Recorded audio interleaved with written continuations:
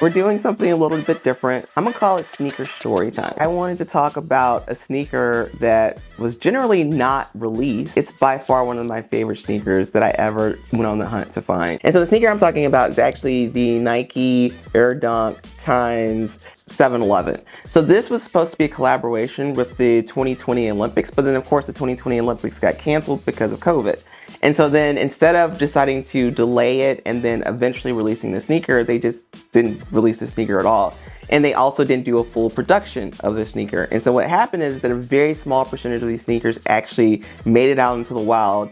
And then as soon as I saw it, like, I don't know why I'm obsessed with the color orange. I'm attracted to orange shoes. And especially if you put like an interesting like combination of colors with orange, I'm always gonna be interested in finding them. So as soon as I saw this shoe, I was like, I absolutely have to have it. So these are the Nike Dunk 711. Orange, green, red.